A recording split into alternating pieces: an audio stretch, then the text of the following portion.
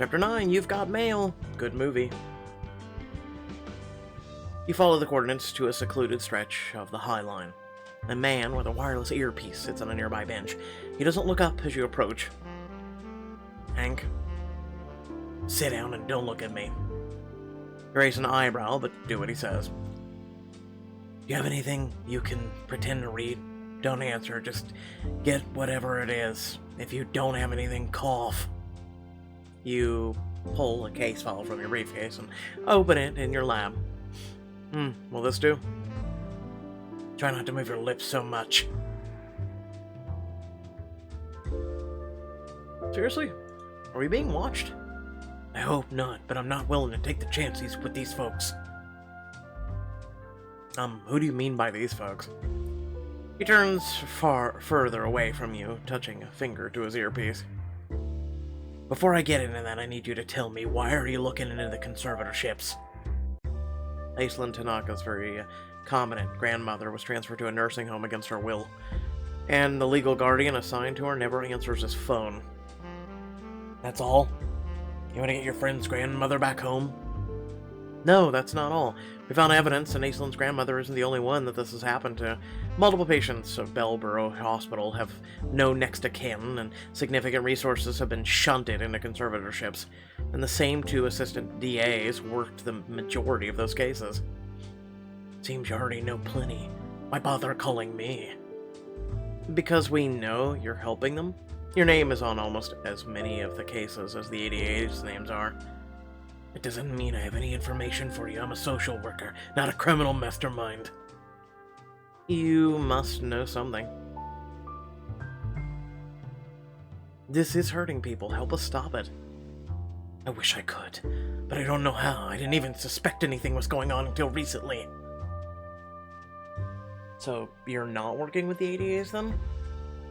No, I've barely spoken to Carl or Erica outside of court. But your testimony is crucial in whatever the scheme is. If you're not working with them, then what's going on? Do you know how many cases cross my desk every week? How many people are in desperate need of our help? It's limitless. A note of guilt enters his voice. It's impossible to keep up with all of them, but I do what I can. Sometimes I rely on others to expedite the process. What does that mean? Say a reputable attorney hires their own experts to evaluate a ward's competency. I can use those findings to jumpstart my evaluation. Or, if I'm really crunched, I can simply sign off on those findings and report them to the court. So you're saying the DAs took advantage of how overworked you are? Exactly. On top of that, Erica's record is spotless. At least as far as I know or knew. If she's telling me she has a definitive doctor's eval in a prospect ward, who am I to second guess it? It might seem callous, but I have to rely on the opinions of other professionals. Otherwise, all those people would be stuck in the system indefinitely. Which could be even worse for them, at least in the short term. So, if you ever report, what happens next? I always meet with the wards, always. But if everything tracks with the reports from the DAs provide, I sign off on the recommendation. Why wouldn't I? And when did you start to suspect something more sinister was going on? Only recently. I joked with Carl once about how often I saw him in conservatorship cases, and his reaction, it got me thinking. I started looking over my case files, and suddenly the pattern seemed obvious. So many of the wards coming through the same channels, with the same handful of people working their cases. I assume you mean the ADAs and the hospital employees. Both the doctors determine competency and the floor staff. Yeah, but not only them. The ADAs always put forward the same candidate for legal guardian, Oliver Reed. I didn't notice it because he's never appeared at the hearings. It's not uncommon for a guardian not to be present. Are you saying you've never met the guardian assigned to Aislinn's grandmother? Honestly, not sure he even exists. The more I looked into him, the more I think Oliver Reed is a front. A front? Of course. It all goes down to money. Aislinn's grandmother and the other wards are all wealthy with no clear next of kin. Precisely. No one to interfere when the guardian takes complete control over their assets and sells them off, piece by piece. But where are the profits going? That's the $64,000 question. If I had to guess, I'd say the same people writing the Ward's comedy records, or someone connected to them. Probably the ADAs. So you suspect it's all a scheme to defraud these elders of their assets? Do you have any proof? Not yet, honestly. I was afraid to dig much deeper without knowing who I could trust. He risks a glance in your direction, but I feel like I can trust you. You can, and if you get me the evidence, our firm will shut this operation down. Hank gives a curt nod and stands. Then I'll be in contact when I have something solid. Be ready. He walks away briskly, and you don't risk drawing attention to either of you by watching him go. You head to the office, forcing a smile as you pass Lena carrying a box of her belongings to her new office. Are you always this late to work, or does Gabe have you working on something juicy? Ah, no comment. How are you settling in? Great. If I'd known what a great setup you'd have here, I'd have tried to wrangle an offer weeks ago.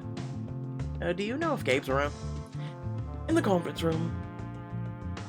You find Gabe, Aislinn, and Gigi in the conference room. They each have a file open in front of them, with boxes upon boxes stacked beside the table. What's going on? McGraw Byrne sent over both the Rothwell's files. There's a lot of work through. Where have you been? You close the conference room door behind you, ensuring nobody is listening in. I was following a lead on the case. You brief them on the meeting with Hank. They listen in stunned silence. Oliver doesn't even exist? Nope. That's Hank's theory. It would explain why Ash has never been able to get him on the phone. You shouldn't have gone to meet him alone, Quinn. I had to. He sounded scared. All the more reason to bring someone. No. All the more reason to show him that I'm someone he can trust. Helping us means jeopardizing his career. Maybe even more. That deserves a little respect, don't you think? Gabe concedes the point with a nod. He would make a compelling witness if we were ever to bring this to trial. Do you think he would testify? I think so. Hank said he's an unwitting pawn in all this, and I believe him. I think he wants to make things right. Let's not get ahead of ourselves. He needs to get us some tangible evidence first, or at least another lead. Which means more waiting. Now I know how it feels when we ask our clients to be patient. Good thing you know that patience pays off. True, but it doesn't make the waiting any easier. It sounds to me like your gamble paid off, Quinn. How do you feel about staking another bet for the firm? I'm listening. I was at Lex at Ordo last night. Mutual friend let slip that Reggie Whitman isn't entirely happy at McGraw Byrne. What a surprise! His ethics are completely opposites of Martin, and now Eli's. Exactly. Reggie's always led with his heart, and without me, he's fighting solo against Linda's logic and Eli and Martin's pocketbook. But he's still a senior partner. Leaving McGraw Byrne isn't something he's going to do lightly. Okay, but what makes you think I can convince him? Reggie and I don't have much of a history. Because you have a heart, too. You may not have worked cases together, but Reggie knows you're a straight shooter with values that align with his own. You were his favorite to win the junior partnership last year. I think he's always been a fan of yours, Quinn. And I just so happen to know that he keeps his schedule clear every week at this time so he can attend an improv class in the village. So, that's where he disappears to. You want me to give him a job offer in an improv class? No, I want you to show him that we're a better fit for him than McGraw Byrne by committing fully to an improv class. And then I want you to give him a job offer. That's ridiculous. I admit it's unconventional, but it's Reggie. So, you don't have to win an Audrey's worthy performance, but just show Reggie that you can be open, even vulnerable if you do. I'd wager he'll listen to what you have to say. Bare your soul in a class, Diamond choice. Nice shirt, Reggie. Nice shirt, dude.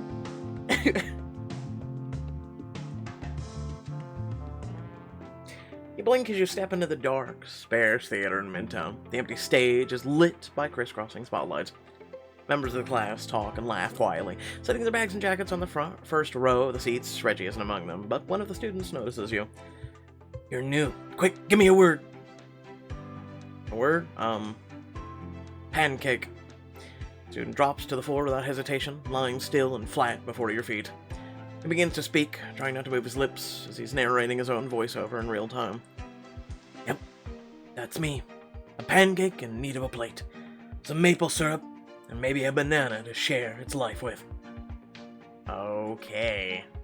But I bet you're wondering, how did this pancake end up on the floor of a Midtown theater? Nice guy, but let's allow our new friend to put his things down before we rope him into a scene. The guy breaks character and grins. Okay, welcome to the class, newbie. Thanks. Have you done an improv before? Improv? A little back in college. Wilting thespian in need of rejuvenation. Yes, my improv roots are in need of a little water. Well, you'll find much nourishment here. It's a safe space for experimentation and expression. As evidenced by Cayenne. One of our more enthusiastic members. I'm so proud of his progress. He became a pancake. I'm proud too. So is he professional or... Oh no, very few of us here are actually pursuing an acting as a career. This class is about letting our inner comedians and tragic heroes take the reins as a form of catharsis and fun. Noted. We'll start in a few minutes. Make yourself comfortable in the meantime. You turn around just in time to see a familiar face. Reggie blinks at you in surprise and then smiles warmly. Hey, Quinn, what a lovely surprise. I didn't know you dabbled in dramatic arts. Up until now, I've saved my drama for the courtroom. Reggie chuckles. Arguing in court is as much about connecting with your audience as it is about the law. Is that why you come here? It's why I started. Improv was invaluable in teaching me to stay on my toes and adjust my arguments under pressure. Nowadays, it's mainly a good way to blow off steam. Oh, do you need to release a valve lately? Reggie gives a wry smile. You know darn well what you and Gabe are doing to McGraw-Byrne. After all, you're picking off our staff left and right. I'm sorry if it's causing you any stress in particular. Don't be. If we can't keep good people, it's our fault. But tell me about the new firm. I was worried when you walked out with Gabe and Aislinn, but I've heard great things all over the city. Now's my chance to connect with Reggie. Gabe told me to be open and vulnerable. Honestly,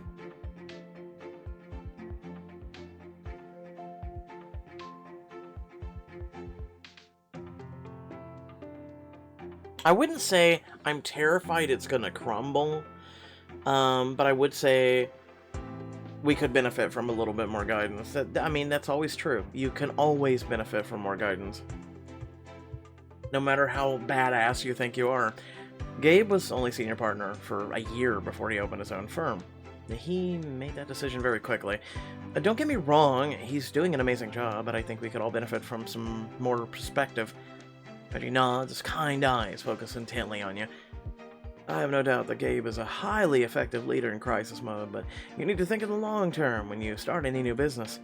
A strong building has a strong foundation. Every brick must be laid with careful consideration. I worry that with such a young team, we might overlook something important. The fact that you're already thinking about that speaks well for you and the firm. You know, I can't say that I haven't been intrigued by what you and Gabe are trying to do over there. But before he can finish his thought, the teacher steps to the front of the room and claps her hands twice. I think everyone's here now. Shall we start? Everyone pair up. Reggie gives you a companionable look. What do you say, Quinn? Will you be my scene partner for the session? I'd be honored.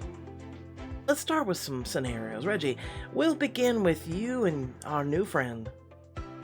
This should be fun. Follow Reggie onto the stage, suddenly very conscious of how many people are watching you. Any advice? Don't overthink anything. Just relax and follow your instincts.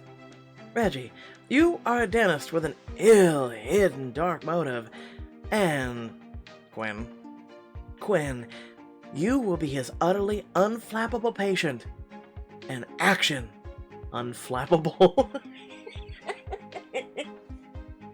Just go. Just... Whenever I hear that, I just laugh. I don't know why. Reggie's entire demeanor changes. His shoulders hunch and his eyes take on a maniacal gleam. Welcome to my welcome to my treatment room. You swallow a grin and try to keep your face pleasantly impassive. Thanks, I'm just glad you could fit me in on such short notice. Your receptionist said you're in high demand. Yes, patients are simply dying to see me. Please take a seat. And don't mind the manacles. You eye the simple chair he's gesturing to, trying to conjure a dentist chair in your image. Should I follow Reggie's lead or shake things up a little? I should sit in the dentist chair. Now remember, you're unflappable. You sit in the dentist chair and make yourself comfortable as Reggie mimes strapping you down. Yes, you fell for my... I hope you're comfortable. Extremely. Are these manacles padded with sheep's wool? Giggles ripple through the watching class. Marina, nothing but the best for my victims. Patience. Oh, what does it matter? You're in my grasp now. You can't stop me from taking every single one of your teeth. You blink as he mimes, hefting an oversized hammer. Doctor, if it'll cure my toothache, have at it. You want me to remove all your teeth? It'll happen eventually, right? I like to get a jump on things. Besides, I love soup.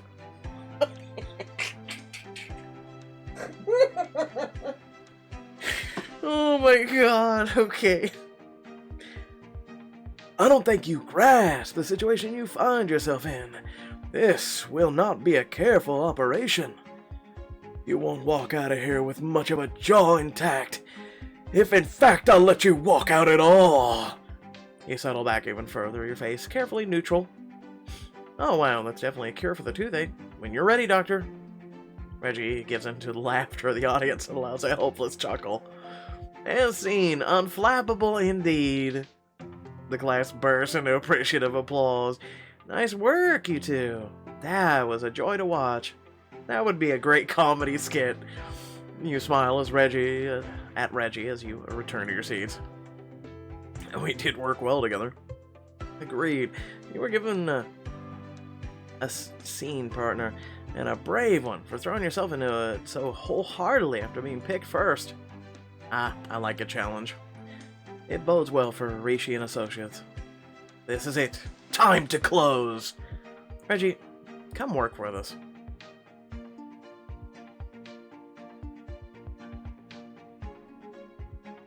We can't succeed without you. No, you don't want to lean that far. But it is true that they aren't the same firm. Oh, I'm ashamed that it hasn't been for longer than I was aware of. And if I'm being honest with myself, I haven't been happy there since you and Gabe showed me what kind of person Sadie had become. What I had become complicit in. So why stay? I needed to get that gut level feeling that I'd be moving onto the right place, that any new firm I chose had the right values and the right spirit. So, what's your gut telling you about Rishi and Associates? Always knew you and Gabe had talent and values, Quinn. But after your courage in coming here today, I have no more doubts about joining you in this leap of faith. Ayy. He looks good. I like him on the plaque. Your performance convinced Reggie to join the firm. Hashtag team player. Rishi and Associates. Nice. 2 more to go. Still don't know what to feel about Robin. He extends his hand to you. You take it, shaking vigorously. We're so happy to have you, Reggie. Shh! You and Reggie grin at each other and settle back to watch the rest of the class perform their scenes. Pancake!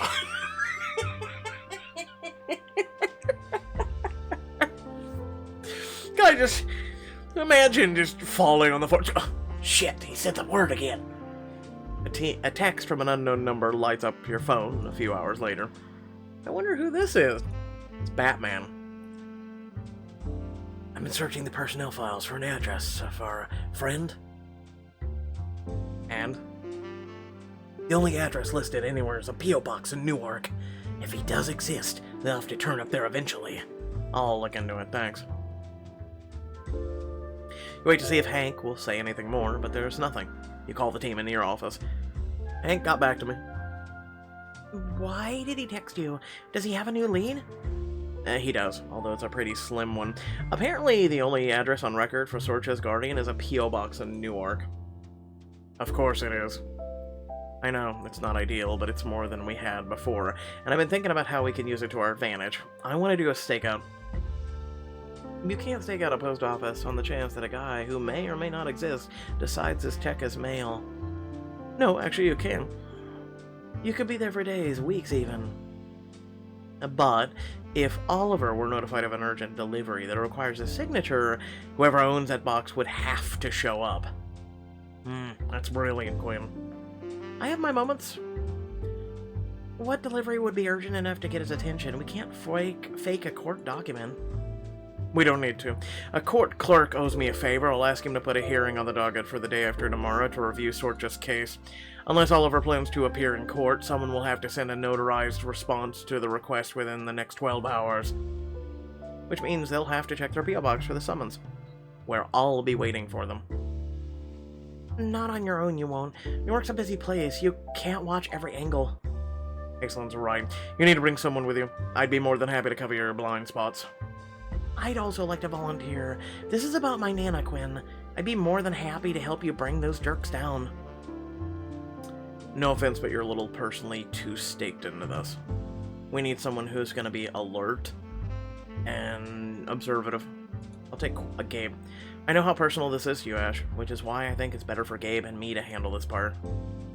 But I promise, I'll let you tear whoever is doing this apart in court. I'm holding you to that. I'll keep working on the Roswell account. Good luck out there, super spies. DG leaves your office as Gabe takes out his phone and dials. I'll make the call to the clerk. Be ready to move in 5. Gabe places the phone to his ear as he departs, leaving you and Aislinn in your office. Listen, Ash, me picking Gabe for this isn't a reflection on you. I promise he and I are just driven to get Sorcha home.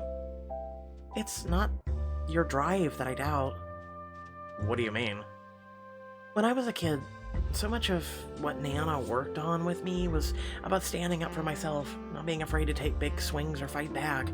When this is all over, I want to be able to tell her that I fought for her, that I didn't shrink with anxiety and let somebody else step in for her. You're not. This is a team effort. You need to continue working on those cases and helping other people. Sorcha, I'm sure, would be more than, happy to know that it wasn't just her you helped. I need her to know that I took her lessons to heart, that I swung big for her. Believe me, Aislinn, I know how passionate you are. You move up to her, taking her hand in your own, massaging her palm with your thumb. In the courtroom and other places. I'm never gonna say don't flirt with me, but that's not really where I was going with this. It helps. Fair enough, but then I'll just say the same way you feel about your Nana. I feel about you. I'd be disappointed in myself if I didn't go to bat for you the way you did for others. I want to be the pit bull in your corner. I don't think for a second that you need it, but you sure as hell deserve it. She looks at you affectionately, eyes welling up. Thank you, Quinn. There's no one I'd rather have fighting the good fight alongside me. For now, a kiss for the road would really make me feel better. If I start kissing you right now, I won't stop, but after? She sits authoritatively on your desk and puffs out her chest, deepening her voice. The odds of that depend on if your gamble pays off. Go out there and get me something I can work with, and you might earn a reward. Was that supposed to be Gabe? It was a perfect Gabe. No, it wasn't. It was horrible. See, this is why I'm not taking you on the stakeout. Zero subtlety. See? A short while later, you're in the firm's town car en route to Newark.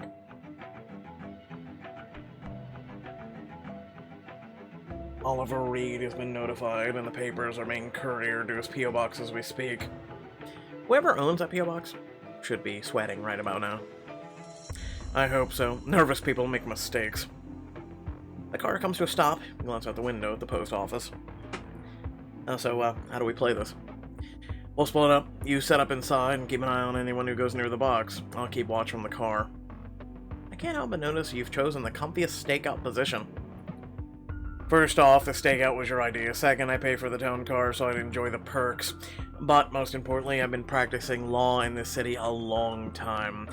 If this person is as connected as they have to pull this off, they might recognize me, and they might bolt before we get the proof we need. Fine, I get it. No comfy seats for me. Take photos of whoever opens that box, text them to me on the way out. I'll get photos of them as they leave. Aye.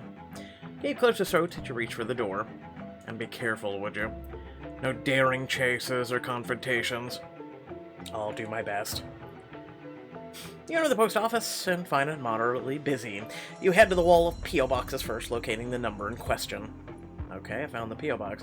Now I just need to blend in while I wait for whoever owns it to show up. Walk over to a shelf and pretend to browse the greeting cards. I need to keep my eye on the P.O. box. You idly pick up a greeting card, eyes flicking back to Oliver Reed's post office box. The growing bustle in the office makes it hard to maintain an unobstructed view. I hope I don't miss the guy with all the activity in here. Suddenly a man in a hat, covering his face, pushes his way past people to get to the box you're watching, clearing your view of him. Okay, Oliver, show us your face. You pull out your phone as the man rips off his hat, bending down to insert the tiny key into the box's lock. Oh, it's Carl, so I called it the ADA. Carl Goodall? If the ADAs are picking up the mail for the Guardian, they're recommending this has to be a scheme. In fact, I think Hank's right. I don't think Oliver Reed even exists. Just as you ready your camera to snap a picture of him, your line of sight gets blocked. Can I help you with something? You've been looking over these cards for a while. Nope. Just looking at this greeting card now. Piss off. You hastily lower your phone. Oh no, thanks. I'm just looking for the perfect one. Who are we buying for? Parent, sibling, lover? None of your goddamn business. Now piss off. I'm not. Over your shoulder, you spot Carl tugging open the door to the lockbox. Goodall's about to leave. If I get a picture of him in time, we won't have any evidence he was here. I always say you can't go wrong with jokes. This card right here is one of our best sellers. Ma'am, I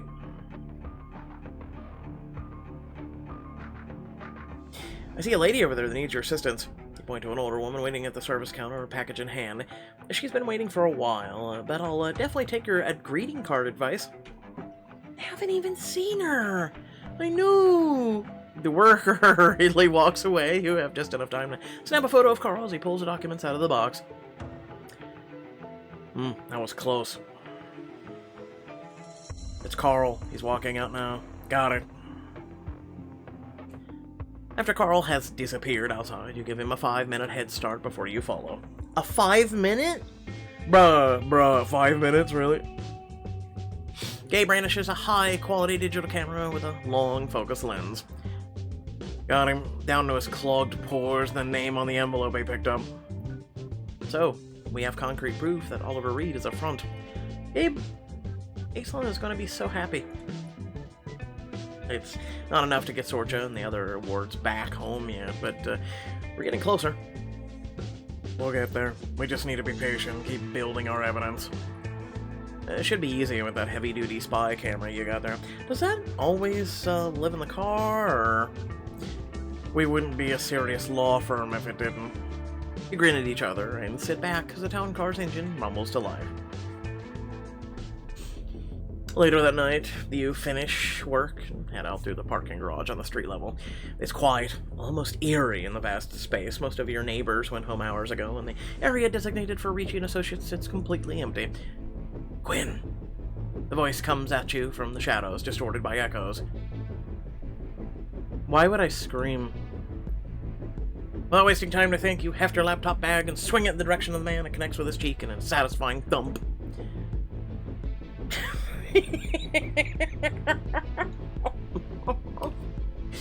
Been having to a nicer guy. Jacqueline staggers out of the shadows, clutching his face. You can instantly see that you haven't drawn blood. The hell, Quinn? Back at you, creeper! Why are you lurking in a parking lot? I was waiting for you.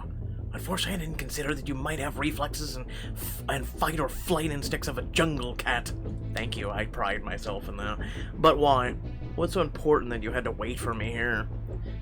I have some information about McGraw-Byrne that might interest you, and I couldn't risk contacting you via conventional channels. I'm listening. He said, barely concealing his rabid interest. Get to the point, Jay. Martin's been courting big fish to make up losing the easy money Philip Roswell's business brought in. He's about to land one. How big of a fish are we talking? Also, why are you helping us? Call it a whale shark. Have you heard of Valencia Stiles? The tech CEO? Some people call her the second coming of Steve Jobs. That would be a big win for Martin. The second coming of Steve Jobs would still not pass the Musk. Just had to. Oh, it hurts. But only if he closes the deal between you and me. Valencia's only considering us because a friend of her parents is pushing for it. But if I tell you where she and Martin are meeting tonight, I'm sure you have no trouble convincing her your firm's a better fit. Why are you telling me this? Where's the catch? Why does there have to be a catch? Because you're betraying your friend and your firm to your rivals? I can't imagine anyone would do that lightly. That would be the astute observation, an assumption, if I'd have been at McGraw-Byrne longer than a month, or if Martin were an insufferable ass. Well, that I agree on. An insufferable ass made it seem like you two were law school buddies. Of course he did. It made Eli Byrne more likely to hire me, and it got more hackles, a lot of hackles up. Win-win for Martin. So what's the truth? We were at school together, but we didn't have much of a common other than our outstanding GPAs. He preferred to spend his time humiliating and undermining our classmates, and I spent the time, undertaking more pleasurable pursuits. Why did he hire you, then? Why did you agree? Because I'm excellent in and out of court, and because he offered me an utterly absurd amount of money to move here and ruffle your feathers. I'm a lawyer, not a saint. That much money was impossible to turn down, but it bought my working hours, not my loyalty. You do realize you're not giving me a lot of reasons to trust you either, right? Trust my ability to see which way the wind is blowing, then. Yep. McGraw-Byrne is a firm caught in a tailspin while Racy Associates is on the rise. So, this is a quid pro quo? You tell me where to find Valencia in exchange for a job offer? No, I'll tell you where to find her for free. I'll even help you woo her out of underneath Martin's nose. Why? Gives you a sly smile and leans in close. I don't want to buy my way into Racy Associates, Quinn. Consider this an expression of interest, proof that I think we'd work well together. That's all? For now. Basically, he wants to be someone in a big firm. I get that. I mean, I don't blame the guy, I don't fault him, but he also may seem to have some sort of moral compass.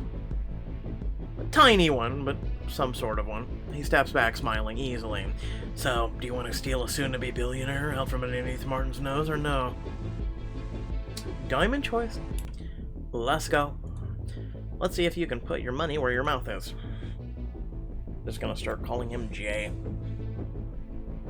I think you'll find I can put my money just about anywhere. Or mouth. No. Yeah, this is Newark, buddy. That is not the brag you think it is. It's true. Oh, that hit me like a truck. Touché. You and Jay stroll out of the lawn into a typically busy New York evening. So, what should I know about the Valencia Stiles other than the fact she's a stone-cold genius? She's very progressive, for starters. Everyone on her staff owns stock in future style, down to the janitors. What's the rest of her staff like? Diverse in every sense of the word. She hates tech bro culture, tacky displays of wealth, and old boys club thinking. So everything Martin stands for, got it. She's a better fit for Ricci and Associates. Where's Martin meeting her? At Field and Stream. The place is the epitome of flaunting your wealth. It's like the original Old Boys Club. It screams stuck in the past. If he was smart, he'd take her somewhere trendy and sell her on what McGraw-Byrne is doing to adopt to the future. That's exactly what I told him. You're gonna nail this. That sounds an awful lot like a farewell for someone who said he'd help me get this. Don't worry, I can't walk in there with you, but I'll be along to assist your play soon. He puts a hand on your shoulder and grins, his eyes gleaming with devilish glee. This is gonna be fun. He crosses the road and disappears in the evening, the crowd with a backward smile, leaving you to walk the 2 blocks to Field and Stream alone. You walk into a restaurant practically dripping in opulence, and you find Martin sitting with a disinterested-looking young woman in the center of it all. The Romans took every advantage they could, trained the soldiers, but made their allies fund the wars. That's our approach to law. God, you're horrible. Well, that's so interesting. You raise your chin, walking past the hostess with utter confidence, and walk towards Martin's table with a show of feigned surprise. Martin, is that you? You're gratified by the fear that flares in his eyes when he sees you. You have him rattled good. Quinn, what are you doing here? I was just, looking to chat with the chef about a donation program. Specifically a program where they would donate their unused produce and to the homeless shelters and food banks. So you want to collect the scraps? It's more than just scraps. A disgusting amount of food is thrown out by restaurants like this every year. No, not just every year. But I get it. Overall, yeah, no, it's true. And I used to work in one of those places. Like, instead of, like, no joke, we would literally throw out, like, 30-plus chicken breasts. Not even kidding. Sure, 30-plus chicken breasts at closing some nights. And we were not allowed to give it out to people.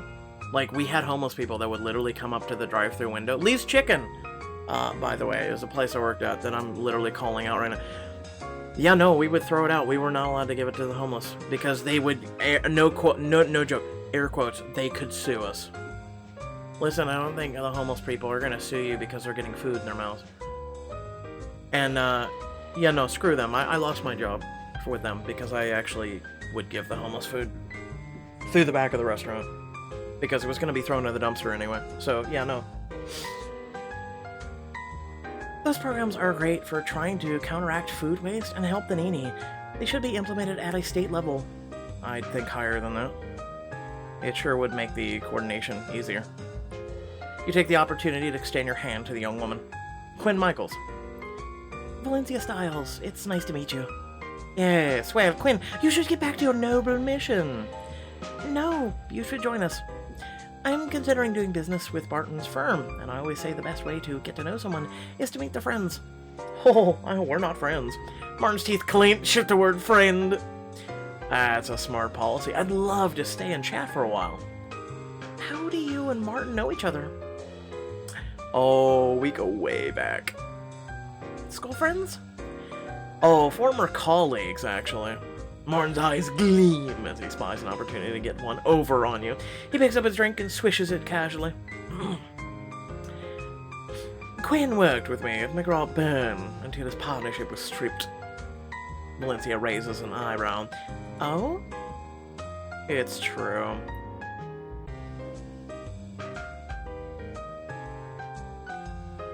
It was the best thing that could have happened to me. She leans in intrigued. How so? I was so busy trying to impress Martin and the other partners that I didn't realize I wasn't enjoying the work anymore. When I lost the partnership, it finally became clear. I was working in a firm that didn't share the same values as I did. That's not why your partnership was stripped. Wasn't it? You and Eli made it very clear that the goal was chasing big clients and racking up billables. But that's not why I became a lawyer, which is why I left the firm to start my own. Hold on! But your attention is fixed firmly on you. Baller move. How's it working out for you? Really well. I'm working with my closest friends on cases that matter to us. No more worrying about the way things used to be done or should be done. We are trying to wield the law in a way that helps most people. That is so cool. It's exactly the way and kind of ethos I've tried to create in future style. Valencia, I think we should get back to... Martin, Valencia, I'm so sorry I'm late. A case kept me at the office longer than I'd hoped. Martin's voice is perfectly controlled, but you know him well enough to know how tense he is. It's alright, Quinn here kept your seat warm for you. Jay's eyebrows twitch in a convincing performance of subdued surprise. Didn't I hear that you were meeting with Jason Ripley over in that hot new noodle bar in Hell's Kitchen tonight? You have to suppress a smile. The solar car innovator, I love his work. So, the clientele over at your firm? You word your answer carefully. We're still a new firm.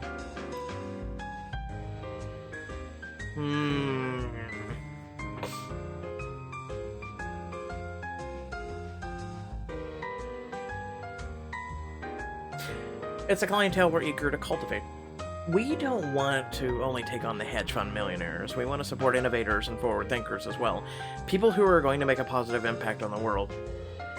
Lawyers who left McGraw-Byrne to form Ricci & Associates are well known for their bleeding hearts. It's quite the reoccurring joke. You make fun of them for caring about more than money?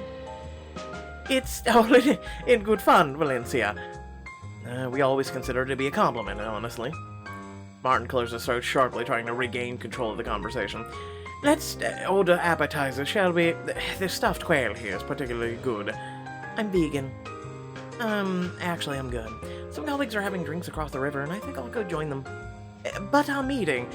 I don't need to sit through 8 courses of food from 1887 to know that what your firm is offering me, Martin. You've been very clear.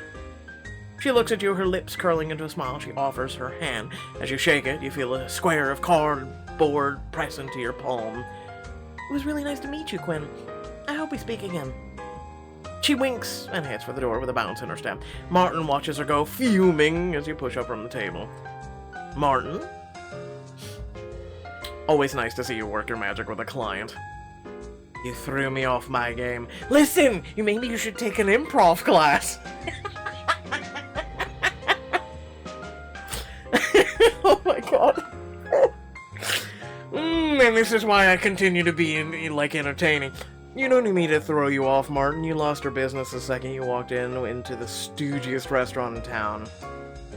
Oh, I don't remember asking for a performance review, Quinn. Get the hell away from my table before I ask security to eject you. You shrug and push your chair back. Glancing at Jay, he looks back with a convincing disinterest.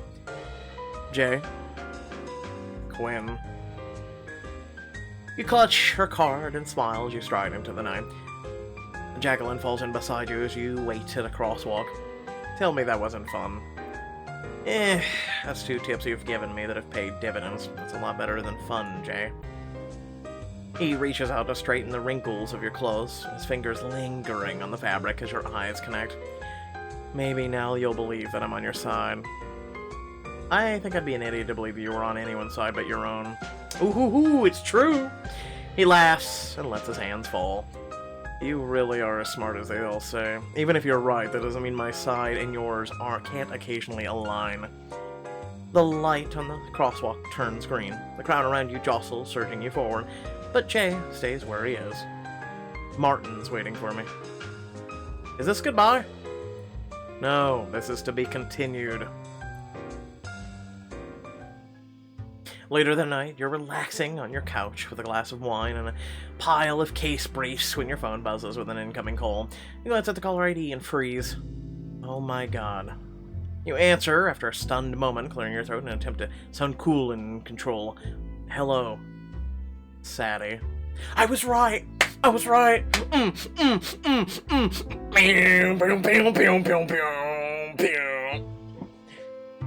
I wasn't sure you'd answer. Sadie, you know I can't resist a good mystery.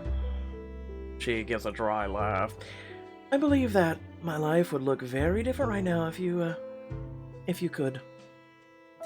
I know, you'd have gotten away with it all if it weren't for us meddling associates. I didn't call to give you the opportunity to gloat. I consider it a predictable perk. Why are you calling? I need your help with something important. Yours and Gabe's. And before you go getting on the high horse of yours and turning me down, you'll want to hear how much I can make it worth your while. Oh, I was right again.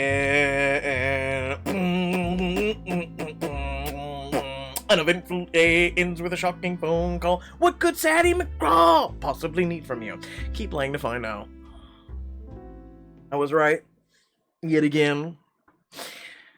So without further ado, first and foremost, thank you all for watching. Please remember that if you did enjoy the content too, like and share. Make sure to subscribe if you have not already. And I don't know why I took a southern twang suddenly on in the voice, but we're going with it. No, seriously. You know what to do. It's there on the screen.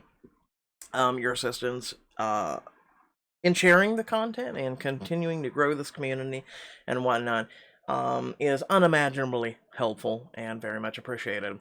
But without further ado, you may notice I'm a little happier, and it's because of you. Not even kidding. It's because of every single one of you. I want to thank each and every one of you. And if you don't know why, the video will be there in the top right corner. But consider checking that out. If you already have, please keep sharing that and getting the word out there and whatnot. And if you have supported in other means as well, listen, you cannot imagine how much that means to me. Like, I doing this, right? Doing it was super tough for me. I can honestly say that I don't like asking for help. I don't like reaching out. Typically, I'm there for everybody else. I'm the support beam pillar for people. And I don't like showing, like, weakness, right? It means a lot to know that there are other people in this world that are kind, generous, supportive, and whatnot, right?